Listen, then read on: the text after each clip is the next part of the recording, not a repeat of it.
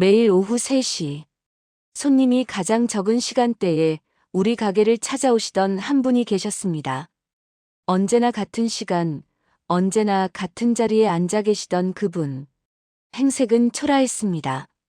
낡은 양복은 군데군데 헤어져 있었고, 구두는 밑창이 닳아 뒤꿈치가 기울어져 있었죠. 하지만 그분의 눈빛만큼은 맑았습니다. 마치 세상의 모든 고통을 다 겪었지만 그럼에도 불구하고 삶을 포기하지 않은 사람의 눈빛이었습니다. 그분은 항상 똑같은 주문을 하셨어요. 국밥 한 그릇 주세요. 그런데 반은 지금 먹고 반은 포장해 주시겠어요? 처음엔 이상했습니다. 왜 한 그릇을 다 드시지 않고 반만 드실까? 남은 반 그릇은 어디에 쓰시는 걸까? 하지만 그때의 저는 몰랐습니다. 그분이 세상을 떠나고 난 뒤 낡은 가죽 수첩 한 권과 함께 찾아온 충격적인 진실을, 그리고 그 진실이 제 인생을 송두리째 바꿔놓게 될 줄은. 도대체 무슨 일이 일어났던 것일까요? 여러분의 구독과 좋아요, 댓글은 영상을 만드는 제게 큰 힘이 됩니다. 응원해주시면 감사하겠습니다. 이제 이야기를 시작하겠습니다. 제 이름은 김지안입니다. 서울 변두리의 작은 국밥집을 운영하는 3년차 자영업자죠. 3년 전 아버지가 돌아가시고 물려받은 이 가게는 솔직히 말하면 폐업 직전이었습니다. 월세는 밀렸고 손님은 줄어들었고 빚은 눈덩이처럼 불어나고 있었죠. 그런 제게 그 할아버지가 나타난 건 정확히 1년 전 가을이었습니다. 첫 만남은 기억에 선명합니다. 오후 3시 10분. 점심 장사가 끝나고 저녁 준비를 하기 전 가장 한가한 시간이었죠. 가게 문이 열리는 소리가 들렸습니다. 딸랑, 딸랑, 낡은 초인종 소리와 함께 들어오신 그분. 70대 후반쯤 되어 보이는 할아버지였습니다. 어서 오세요. 제가 인사를 드렸지만 할아버지는 조심스럽게 주변을 둘러보시더니 가장 구석진 자리에 앉으셨어요. 마치 누군가에게 방해가 될까봐 조심하시는 것처럼요. 무엇을 드릴까요? 국밥. 한 그릇 주세요. 목소리는 작았지만 단정했습니다. 교양 있는 사람의 말투였죠. 국밥을 끓이면서 슬쩍 할아버지를 보니 정갈하게 손을 모으고 앉아 계시더군요. 양복은 낡았지만 단추는 하나도 빠지지 않았고 와이셔츠 깃은 낡았어도 깨끗했습니다. 국밥 나왔습니다. 제가 국밥을 내려놓으려는데 할아버지가 조심스럽게 말씀하셨어요. 저기, 죄송한데 혹시 반만 담아주시고 나머지 반은 포장해 주실 수 있을까요? 네. 아, 네. 그러시죠. 이상한 주문이었지만 손님 요구니까 들어드렸습니다. 반 그릇을 다시 덜어내 포장 용기에 담았죠. 할아버지는 그 반 그릇의 국밥을 정말 소중하게 드셨습니다. 한 숟가락 한 숟가락, 국물 한 방울도 남기지 않고요. 밥알 하나까지 깨끗이 드시고 나서 조심스럽게 포장 봉지를 들고 일어나셨어요. 잘 먹었습니다. 얼마죠? 8,000원입니다. 할아버지는 낡은 지갑에서 1,000원짜리 지폐 8장을 꺼내셨어요. 지폐는 여러 번 접혔다 펴졌다 한 흔적이 역력했습니다. 그렇게 할아버지의 방문이 시작되었습니다. 다음 날도 그 다음 날도 매일 오후 3시에 오셨어요. 비가 오나 눈이 오나 항상 같은 시간에 같은 주문을 하셨죠. 국밥 한 그릇 주세요. 반은 지금 먹고 반은 포장 부탁드립니다. 일주일쯤 지나고 나니 궁금증이 생기더군요. 왜 매일 반만 드시고 반은 가져가실까? 점심이 아닌 이 시간에 오시는 이유는 뭘까? 그런데 어느 날 제가 실수로 고기를 조금 많이 담았어요. 할아버지는 그걸 보시더니 당황하신 표정으로 말씀하셨습니다. 저기, 이건 너무 많은 것 같은데요. 제가 돈을 더 드려야 하나요? 그 말에 가슴이 뭉클했습니다. 아니에요. 서비스예요. 맛있게 드세요. 할아버지의 눈가에 순간 눈물이 맺히는 것 같았습니다. 감사합니다. 정말 감사합니다. 그날부터 저는 몰래 고기를 조금씩 더 얹어드리기 시작했습니다. 할아버지가 눈치채지 못하게 국물 속에 살짝 더 넣어드리곤 했죠. 그런데 옆가게 사장님이 그러시더군요. 지한 씨, 장사가 안 되면 더 박하게 해야지. 왜 저런 노인네한테 공짜로 고기를 더 넣어줘? 그냥 딱해 보여서요. 딱하긴. 거지들한테 다 퍼주면 당신만 손해야. 저는 대꾸하지 않았습니다. 하지만 제 마음속엔 다른 이유가 있었어요. 돌아가신 우리 아버지. 아버지도 말년에 많이 힘드셨거든요. 사업 실패로 빚을 지고 건강까지 나빠지셔서 그래도 자존심만은 지키려 애쓰시던 모습이 기억났습니다. 그 할아버지를 볼 때마다 아버지가 떠올랐어요. 만약 아버지가 어딘가에서 이렇게 힘들게 지내셨다면 누군가 아버지께도 따뜻하게 대해주셨을까 하는 생각이 들었죠. 그래서 저는 할아버지께 더 신경을 쓰게 되었습니다. 추운 날엔 국물을 더 뜨겁게 끓여드렸고 김치도 새로 담근 걸로 드렸어요. 가끔은 공깃밥을 서비스로 드리기도 했죠. 할아버지는 그럴 때마다 깊게 고개를 숙이며 감사하다고 하셨습니다. 사장님, 정말 고맙습니다. 사장님 같은 분이 계셔서 세상이 아직 살만합니다. 그렇게 6개월이 흘렀습니다. 그런데 어느 날부터 할아버지가 오시지 않았습니다. 오후 3시. 항상 할아버지가 앉으시던 그 자리는 비어 있었어요. 오늘은 몸이 안 좋으신가? 하루 이틀 사흘. 일주일이 지나도 할아버지는 오시지 않았습니다. 걱정이 되기 시작했어요. 연락처도 모르고 어디 사시는지도 몰랐죠. 그저 매일 3시에 오셨던 그분이 갑자기 사라진 겁니다. 혹시 무슨 일이라도 생기신 건 아닐까?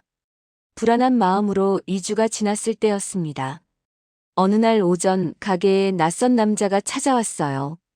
깔끔한 정장 차림에 서류 가방을 든 40대 남성이었습니다.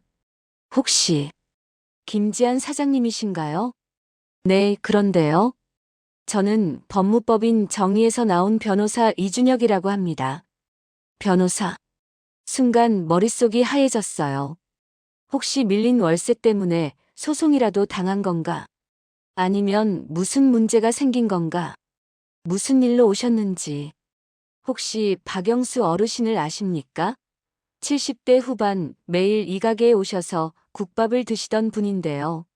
아, 그 할아버지요. 요즘 안 보이셔서 걱정했는데 혹시 어디 편찮으신가요? 변호사는 잠시 침묵하더니 조심스럽게 입을 열었습니다. 유감스럽게도 박영수 어르신께서 2주 전에 돌아가셨습니다. 네. 머리를 망치로 얻어맞은 것 같았어요. 돌아가셨다고요? 네. 요양병원에 계시다가 심장마비로 갑작스럽게 돌아가셨습니다. 마지막 순간까지 고통은 없으셨다고 합니다. 눈물이 핑 돌았습니다. 매일 보던 그분이 이제 다시는 볼 수 없다니. 그런데 변호사님은 왜 저한테 박영수 어르신께서 사장님께 전해달라고 하신 물건이 있습니다. 변호사는 서류 가방에서 낡은 가죽 수첩 하나와 검은 비닐봉지를 꺼냈어요. 이게 뭔가요? 어르신께서 마지막까지 간직하고 계시던 물건들입니다. 사장님께 꼭 전해달라는 유언을 남기셨습니다. 떨리는 손으로 수첩을 받았습니다. 가죽은 낡아서 군데군데 벗겨져 있었고 종이는 누렇게 발해 있었어요. 그리고 이 비닐봉지 안에는 변호사가 비닐봉지를 조심스럽게 열자 그 안에서 작은 플라스틱 용기들이 나왔습니다. 그건 제가 할아버지께 포장해드렸던 바로 그 용기였어요. 이게 왜 여기에? 어르신께서 매일 포장해 가셨던 국밥 말입니다. 변호사는 잠시 말을 멈추더니 이야기를 이어갔습니다. 사실 어르신은 그 국밥을 혼자 드신 게 아닙니다. 그럼 어르신께서 사시던 고시원 근처에 몸이 불편하신 독거노인분이 계셨답니다. 80대 중반의 할머니인데 거동이 불편해서 밖에 나오지도 못하시는 분이었죠. 그래서 할아버지께서 네. 박영수 어르신께서는 매일 사장님께 받은 국밥 반 그릇을 그 할머니께 가져다 드렸습니다. 1년 동안 단 하루도 빠짐없이요. 가슴이 먹먹해졌습니다. 본인도 어렵게 사시면서 더 어려운 이웃을 위해 매일 국밥을 나눠주셨다니. 어르신께서 돌아가신 후 그 할머니께서 하시는 말씀이 매일 따뜻한 국밥을 가져다 주시던 분이 갑자기 안 오셔서 걱정했는데 돌아가셨다니 너무 슬프다. 그분 덕분에 살았다고 하시더군요. 눈물이 뺨을 타고 흘러내렸습니다. 그래서 변호사님께서 이걸 저한테 아직 더 전해드릴 말씀이 있습니다. 변호사는 다시 서류 가방에서 봉투 하나를 꺼냈어요. 이 수첩을 한번 펴보시겠습니까? 떨리는 손으로 수첩을 펼쳤습니다. 첫 페이지에는 날짜와 함께 할아버지의 필체로 빼곡하게 글이 적혀 있었어요. 2024년 10월 15일 오늘 처음으로 그 국밥집에 갔다. 사장님은 젊은 여성이었다. 친절했다. 국밥 반 그릇을 포장해달라고 했는데 이상하게 생각하지 않고 바로 해주셨다. 국물이 진하고 맛있었다. 윤자 할머니도 맛있게 드실 것 같다. 다음 페이지를 넘겼습니다. 2024년 10월 22일 오늘 국밥에 고기가 평소보다 많이 들어있었다. 사장님께 여쭤보니 서비스라고 하신다. 마음이 따뜻해진다. 얼마 만에 느껴보는 따뜻함인지 모르겠다. 2024년 11월 3일 추운 날이었다. 사장님이 국물을 더 뜨겁게 끓여주셨다. 날씨가 추우니까 따뜻하게 드세요라고 하시면서 먼저 죽은 내 딸아이의 목소리가 떠올랐다. 딸아이도 이렇게 다정한 목소리를 가졌었는데 페이지를 넘길 때마다 가슴이 먹먹해졌습니다. 2024년 11월 18일 오늘 사장님이 공깃밥을 서비스로 주셨다. 요즘 제가 고기를 더 넣어드리는 거 눈치채셨죠? 더 많이 드세요라고 웃으며 말씀하셨다. 나를 위해 누군가가 신경 써주다니. 눈물이 날 것 같았다. 2024년 12월 1일 사장님이 물으셨다. 매일 포장해 가시는데 혹시 드시기 불편하세요? 나는 거짓말을 했다. 나중에 저녁으로 먹으려고요라고. 사실은 윤자 할머니께 드리는 건데 차마 말할 수가 없었다. 나를 불쌍하게 여길까봐. 한 장 한 장 넘길 때마다 할아버지의 마음이 느껴졌습니다. 그리고 수첩 중간쯤에 이런 문장이 있었어요. 2024년 12월 25일 오늘 사장님께서 크리스마스라고 김치찌개를 하나 더 주셨다. 이건 집에 가져가셔서 저녁으로 드세요라고 하시면서 나는 또 눈물을 참았다. 이 국밥집에 오는 시간이 하루 중 가장 행복한 시간이 되어버렸다. 사장님의 웃는 얼굴을 볼 때면 내가 잃어버린 모든 것들이 조금은 덜 아픈 것 같다.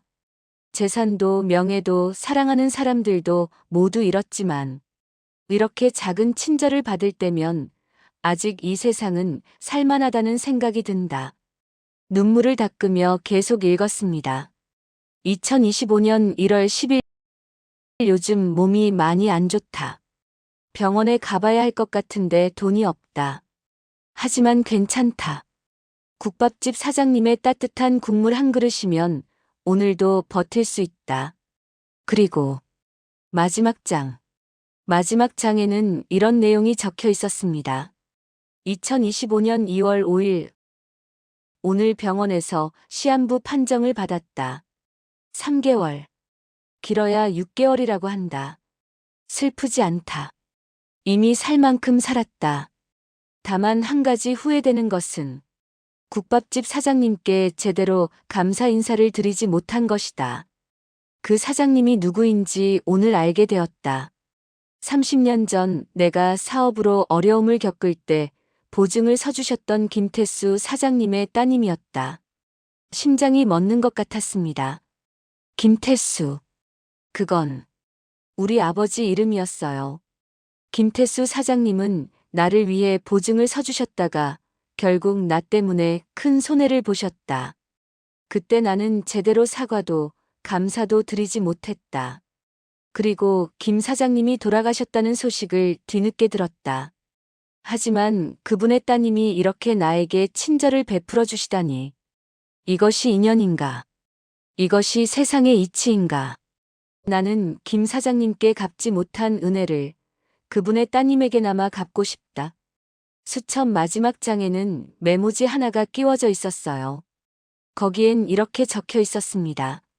지한 사장님께 이 글을 읽으실 때쯤이면 저는 이미 이 세상에 없을 것입니다. 1년 동안 매일 따뜻한 국밥을 주셔서 감사했습니다. 사장님 덕분에 제 인생 마지막 1년이 행복했습니다. 30년 전 당신의 아버님께서 저에게 베풀어 주신 은혜를 갚지 못하고 떠나게 되어 죄송합니다. 대신 제가 가진 작은 것이나마 사장님께 남기고 갑니다. 부디 이 돈으로 가게를 잘 운영하시고 저처럼 어려운 사람들에게 따뜻한 국밥 한 그릇 나눠주시길 바랍니다. 세상은 여전히 살만합니다. 사장님 같은 분이 계시니까요. 박영수 올림. 변호사가 조용히 말했습니다. 어르신께서는 생전에 가입하셨던 생명보험이 하나 있으셨습니다. 액수가 크진 않지만 2억 원 정도 됩니다. 2억? 2억이요? 네. 그리고 수익자를 김지한 사장님으로 지정해 두셨습니다. 믿을 수가 없었어요. 저는 그냥 국밥 한 그릇 제대로 대접해드린 것뿐인데 어르신께는 그게 전부였나 봅니다. 그 따뜻함이, 그 친절이 마지막 순간까지 살아갈 이유가 되었던 거죠. 그날 이후 제 인생은 완전히 바뀌었습니다. 할아버지께서 남겨주신 돈으로 밀린 월세와 빚을 모두 갚았어요. 그리고 가게를 조금 리모델링했습니다. 하지만 가장 큰 변화는 가게 한쪽에 만든 작은 코너였습니다. 1,000원의 국밥. 형편이 어려우신 분들께 1,000원의 국밥을 제공하는 코너였어요. 만약 1,000원도 없으시다면 그냥 드리기로 했습니다. 할아버지의 뜻을 이어가고 싶었거든요. 처음엔 주변에서 말렸습니다. 그러다가 또 망하면 어떡하려고. 하지만 신기한 일이 일어났어요. 1,000원의 국밥 코너 소식이 SNS를 통해 퍼지면서 오히려 손님이 더 많이 찾아오기 시작한 겁니다. 이런 착한 가게를 응원하고 싶어서 왔어요.